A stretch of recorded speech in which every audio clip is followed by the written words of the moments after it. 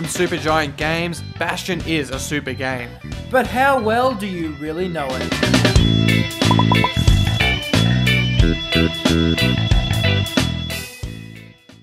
Bastion was made by a team of 7 over the course of 20 months. However, the team never met up as a whole until E3 2011, after they'd finished the Xbox version of the game.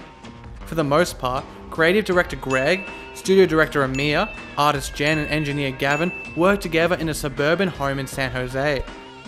The house was actually where Amir grew up and belonged to Amir's dad, who was away in Europe working for the UN. Working in extremely close and messy quarters, the 4 ran their computers nearly 24/7 and reached close to $600 a month for their power bill. In earlier builds of the game, there were no characters. The kid was just a grey 3D model made in Blender, and the overall tone was much bleaker and typical of the apocalyptic genre. Most things bled when hit, piles of dead bodies boarded the player, and most temporary enemies were cockroach-like creatures.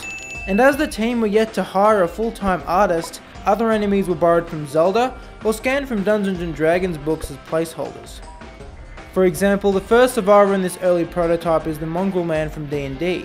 However, some original enemies from prototypes, such as the Gas Fella and Scumbag, were carried over into the final game. There were also a lot of planned gameplay features in the prototypes that were later scrapped. It was originally intended that buildings could be placed anywhere within the Bastion, and weapon upgrades were to be done by pouring various ores into weapons.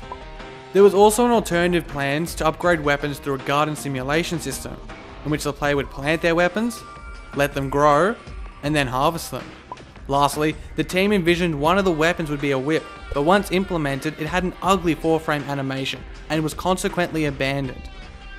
In another early build, 4 months after the last one, more colours were added, but the grim tone was still present and had developed a strong surreal aspect.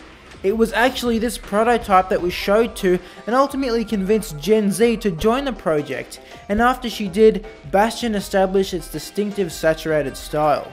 The prototype also features a huge interface that was later minimized, and the addition of the shield, bow, character art and reactive narration. The reactive narration is perhaps the defining feature of Bastion. But did you know that the voice actor Logan Cunningham worked out of the Brooklyn apartment he lived in with audio composer Darren Korb? Cunningham recorded all his narration in Korb's bedroom, which is where Korb also recorded all of the game's music. To warm up, Cunningham would rehearse in the voice of 3 Western characters: Sam Elliott, Butcher Bill from Gangs of New York, and Ian McShane from Deadwood. Just have a listen to how much Ian McShane influenced Cunningham's voice. So as not to puke, I had to close my eyes. Vision went on. Got worse. I saw the Vipers in the big nest in Washington. They were taking us in the... Kid sees the way to the Bastion out the window. It's a bit of a drop. To make Bastion's unique reactive narration, the game was actually made in a reactionary way itself. When Supergiant took the game to PAX, writers Amir Rao and Greg Kasavin took note of actions players performed, and then wrote lines that would be triggered when those actions would be performed in future versions of the game. In fact, the whole development of Bastion was done serially, and a lot of the narrative was written in reaction to the locations, art and music that had already been made for levels. Another interesting part of the development of Bastion was the formation of Supergiant Games itself.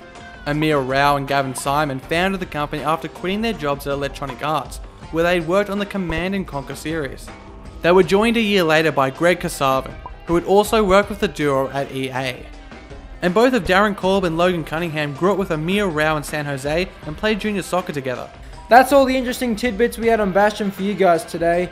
Please remember to like and comment so that we know if you want more of these kinds of videos. As always, thanks for watching. My name's Lawrence. And my name's Josh. We'll see you next time here on Indieformer.